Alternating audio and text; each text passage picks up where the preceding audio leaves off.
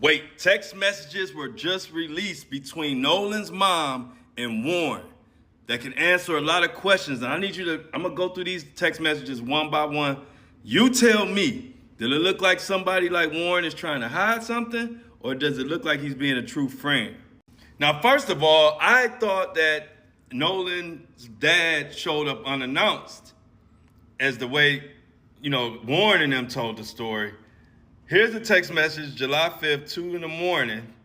Nolan's dad is out the house to pick up the key. Remember, he was trying to get the key from Jax. He said Jax couldn't find it, or it was taking forever. Then somebody else found it, and he didn't trust Jax after that. So then here's the next one. That day in the afternoon, hey, Warren, what kind of sunglasses did Nolan wear? I'm pretty sure Ray-Bans, Mrs. Christine. This is Warren. Then Warren says, hey, Miss Christine, just wanted to check in. We went out this morning to look, and I've been on and off the phone with Jackson County Sheriff's Office today. If you need anything at all, please don't hesitate to reach out. She says, thank you. Warren says, we are all praying for your family. We appreciate it. Then it gets deeper. Now, right here, she asked Warren what boat he was on or what boat Nolan was on. He says, Nolan went out on the 22 Triton offshore, and I was on the 24 tie line. I ain't heard much about the 24 tie line. On the way out, we were on separate boats. I went back on the Triton DMR, and the sheriff's office has all this information. Then if you look again, Monday, July 6th, 1:37 p.m., hey, Warren, can you collect any of Nolan's items left at Jack's house? So it was still items after her father went there? I don't know. Then here's Warren again. Good morning, Miss Christine. I just wanted to let you know that my family and I have been praying for you and your family. Nolan was one of my best friends since we were in 8th grade together. You and Mr. Elmore raised one of the best men I've ever met. I wish I could be there today, but I would never want to take the attention off of your family and Nolan and be a distraction. Thank you for being the best parents that Nolan could have had. This was the day of the funeral, that Monday. Now, these are cut off. I want to know the full message up here, because this is where it seemed like it got a little spicy. It appears Miss Christine, Nolan's mom, said exactly where you saw him last. I'm sorry I am asking you to repeat this. 3 p.m. West Tip, north side of Horn Island. Where did you guys launch for him? He sent the location. And I don't know why this is blurred out. We launched the boats yesterday evening and left from here this morning. As the Wells family searches for answers and Warren and them trying to say that they had nothing to do with it and don't know anything, we are trying to find out what is true. But we do know a lot has been misinformed, a lot of misinformation, and I don't like it. Make sure you stay tuned for more details. Justice for Nolan Wells. Bad boy like I'm signed to Diddy. I'm laughing, I just put a 10 on his fitting. I'm wiping his nose. Checking to me when you come to my city. Green bean flash, put that on the fit. Wiping your nose if I left out the door. Play with me, spinning your bin with a glitz. I'm clouded up, I don't see none of you. I'm stopping that car if I see you up in it.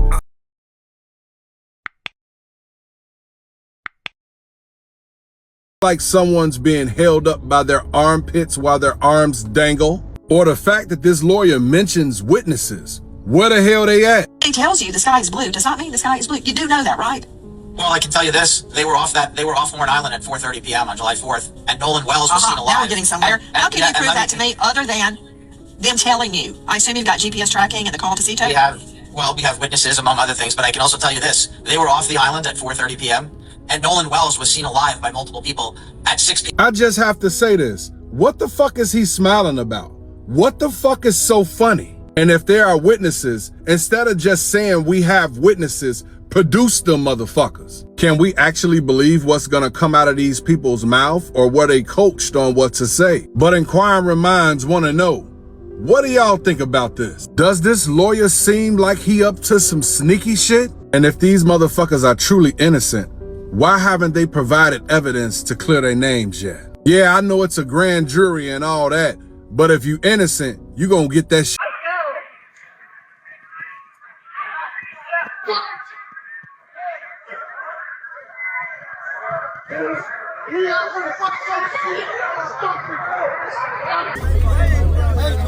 The truck is on the line. Gateway is on the line. Gateway is on the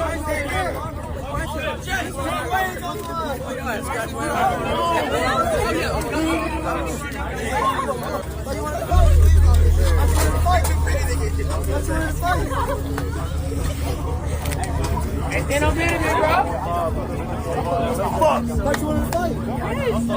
Come on. Get live. Get live. World star, we out here.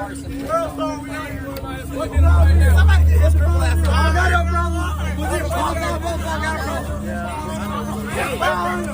Come on.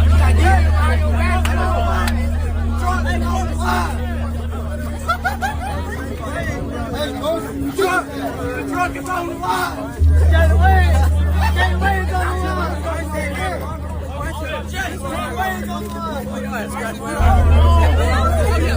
I checked the latest reporting before writing this.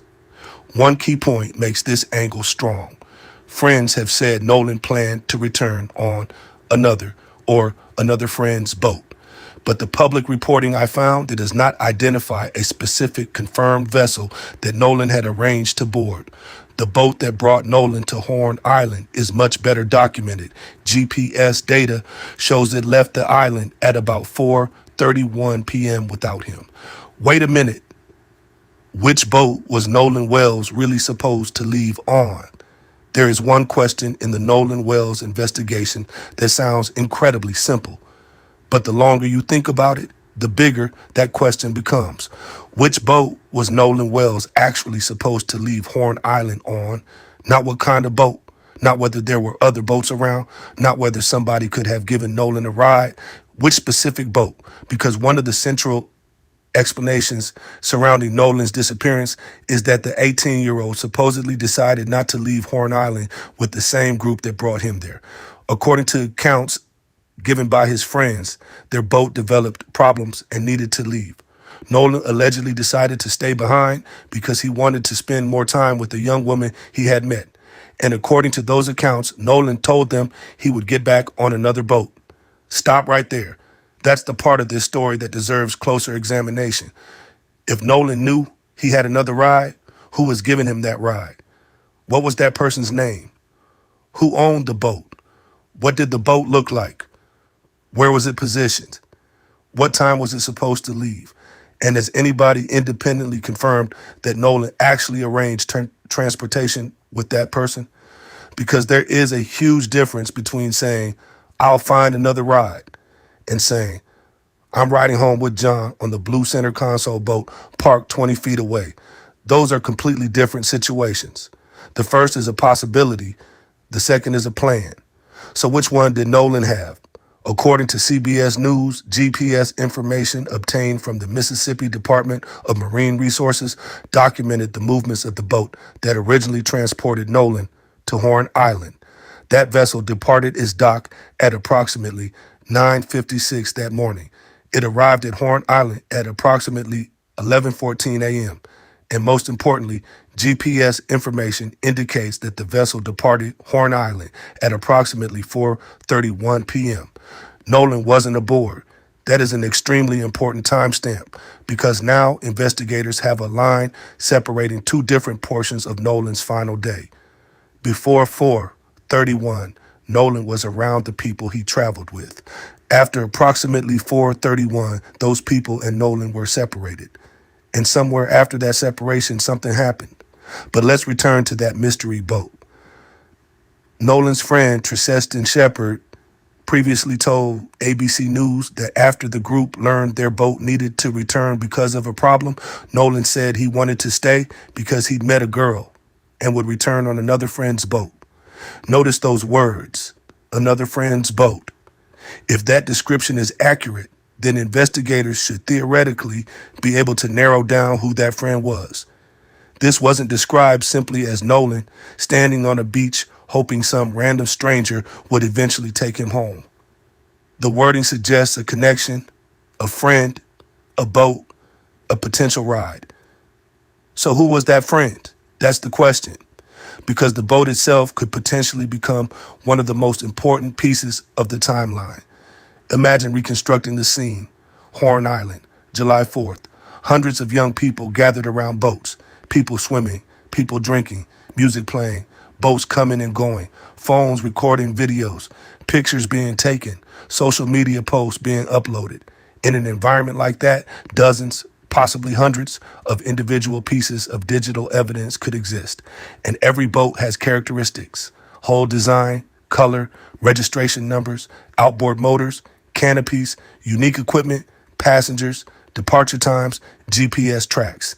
If Nolan had a confirmed ride arranged, investigators should attempt to identify that vessel. Then another question becomes unavoidable. Did that boat leave Horn Island with Nolan aboard? If the answer is yes, the investigation changes dramatically. Where did it go? Who was aboard? Where did Nolan get off? Did anybody see him afterward? But if the answer is no, then investigators face a completely different question. Why didn't Nolan board the boat he supposedly planned to take? And there's another possibility. What if there never was a specific boat? What if Nolan simply believed somebody at the gathering would eventually give him a ride? That wouldn't necessarily be suspicious. People at large boating gatherings sometimes arrive with one group and leave with another. But even then, investigators need to establish Nolan's intentions as precisely as possible. Did Nolan say, "I'll catch a ride with somebody"? Or did he say, "I'm riding back with my friend"? Those words matter, and Nolan's family has questioned the entire scenario.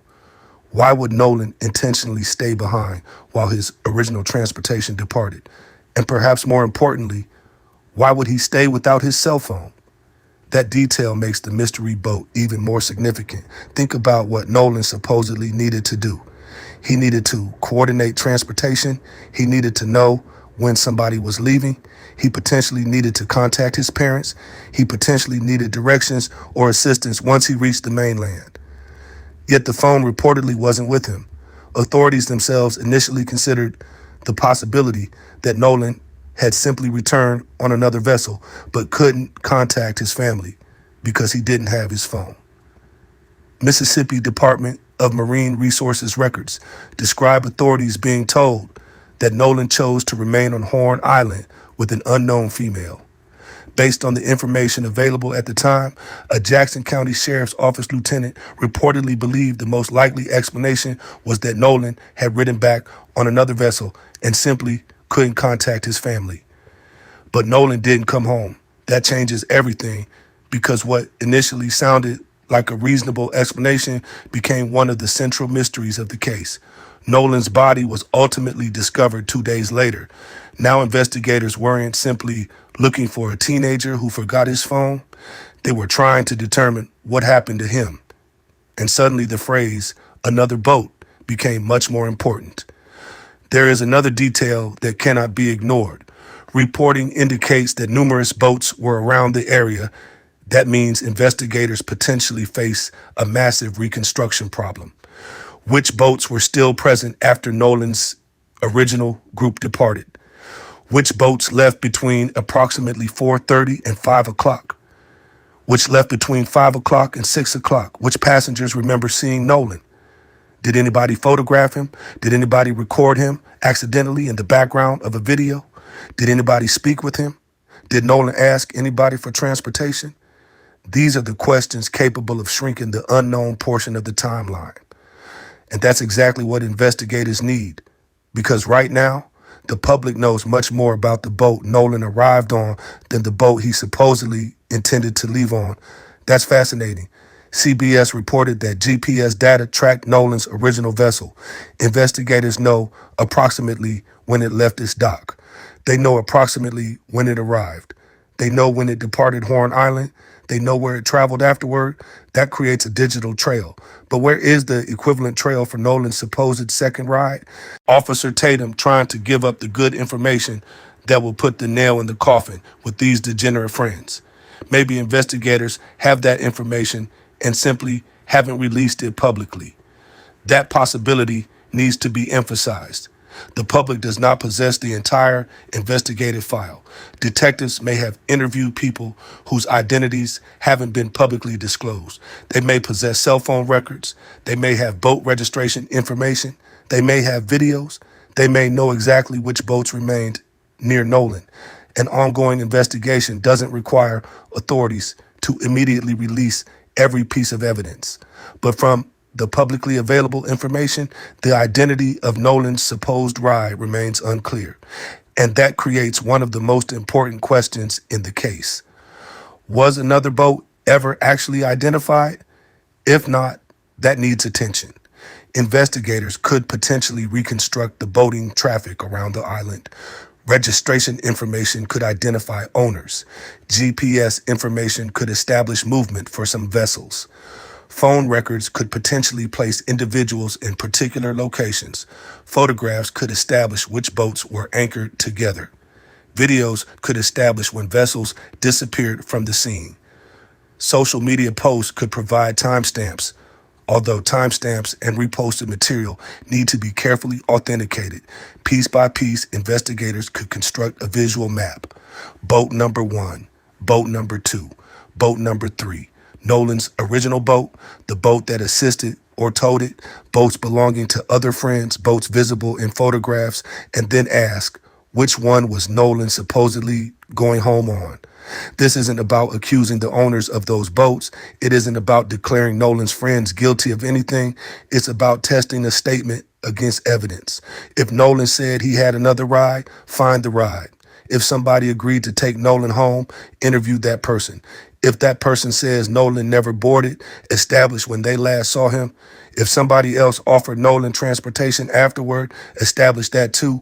Every answer shortens the unknown period. And somewhere inside that unknown period is the truth. There is another intriguing aspect. Some reporting says Nolan remained with the young woman after his original group departed. If that's correct, her timeline becomes incredibly important. When did she last see Nolan? Where exactly were they standing? Did Nolan mention transportation? Did she know who was supposed to take him back? Did she see Nolan walk toward another boat? Did she leave before him? Who took her home? That last question could matter enormously. If Nolan remained behind specifically to spend time with somebody, understanding how that person eventually left the island could help reconstruct Nolan's options. Suppose she boarded boat A. Did Nolan board with her? If not, why not? Suppose she left before Nolan. Who remained behind with him? Every answer creates another timestamp, and investigators don't necessarily need one dramatic piece of evidence. Sometimes cases are solved through dozens of small details that eventually overlap. A photograph at 4:42, a GPS coordinate at 4:51, a witness remembering Nolan at 5:03, a video showing a particular boat leaving at 5:17, a text message at 5:22, another photograph at 5:30. Suddenly, a mysterious 2-hour period becomes 20 minutes. That's why identifying the boats matters. And there is another reason this deserves attention. A geospatial analysis circulated in connection with the case identified several boats visible in supplied images, but said the registration identities of those vessels weren't independently established within that material. In other words, pictures can show boats, but identifying them requires more. Registration numbers, owners, passengers, verified timestamps, official records.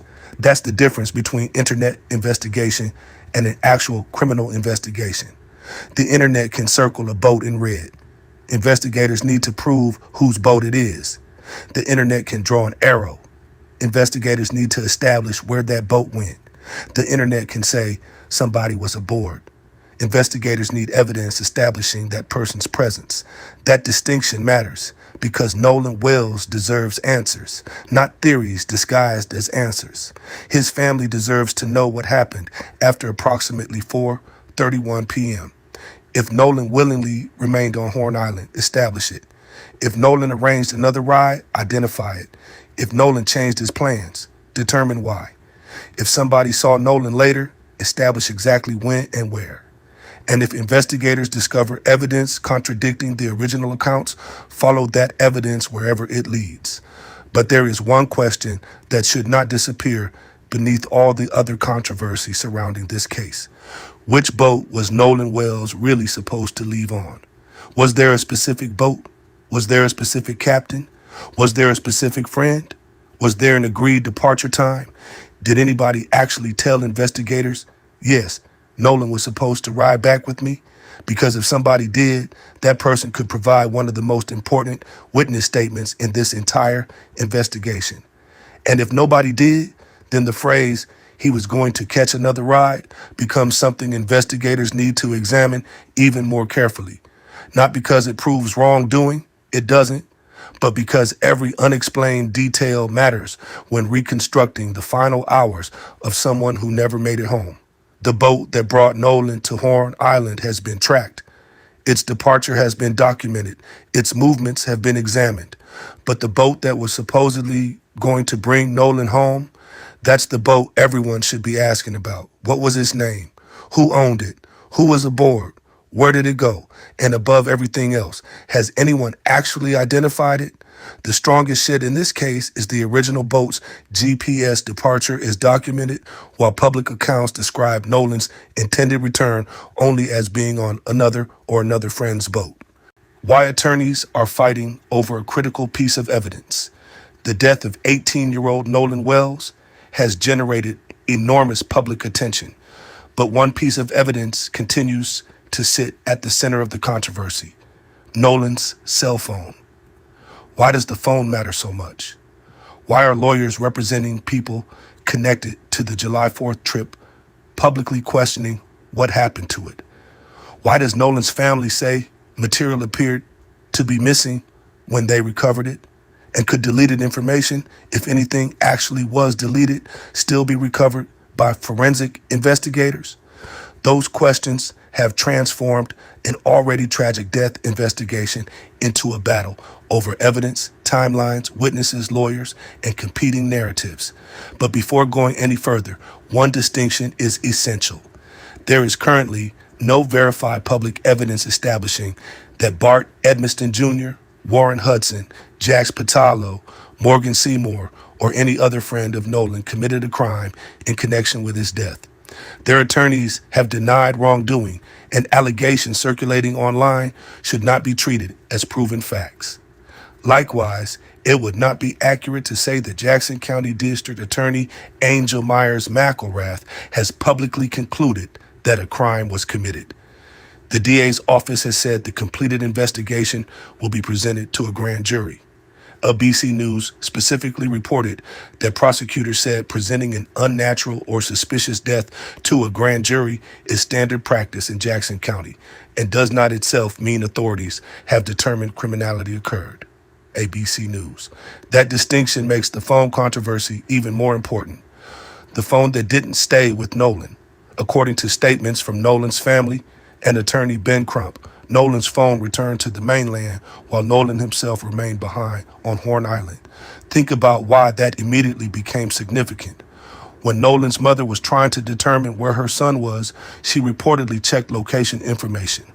According to local reporting, Snapchat information and Life 360 information created confusion because the phone appeared to be back on land, even though Nolan was missing. Nolan's mother later obtained the phone from a friend's residence. She said that when she and her sister examined it, they did not find the photos and Snapchat material they expected Nolan to have created during the July 4th gathering. She found that suspicious because, according to her description of her son, Nolan frequently photographed and recorded social events. https://www.actionnews5.com. That is where the mystery begins. An absence of expected messages or photographs is not proof that somebody deliberately deleted evidence had been fully explained. There can be multiple technical explanations for missing app content, unusual, including disappearing, whether statements changed over time, synchronization, and whether there were account inconsistencies that required by the user or other circumstances. In cases like investigators do not have to speculate beyond. They can examine the device and compare them with, and that is precisely why a timeline is built by matching witness the family's original with concern. Technology. Crump publicly said that Nolan's family believed messages the detective's role deleted is not to decide based on public opinion, News Nation or online theories. That attorneys for the family also discussed a video that they initially believed captured Nolan demanding his phone back during an argument. AOL. There was later an important challenge to that interpretation. A friend, Tristan Shepard, told ABC News that he, not Nolan, was the person yelling in the viral video. The Jackson County Sheriff's Office had not publicly confirmed that the video showed a fight involving Nolan. https://www.foxcarolina.com. That is exactly why this case requires careful separation of evidence from social media interpretation. A video can look suspicious, a voice can sound like somebody, a missing message can raise questions. None of those things automatically proves a crime. Digital forensics can potentially provide stronger answers. Then came the agreement. On July 15th, Crump announced something that appeared capable of resolving at least part of the dispute. After meeting with District Attorney McElrath, Crump said the two sides agreed to a mutual inspection of Nolan's cell phone involving experts for the family and experts associated with authorities. Crump explained that former law enforcement experts assisting his team would participate in the phone download so the parties could see what information the device contained.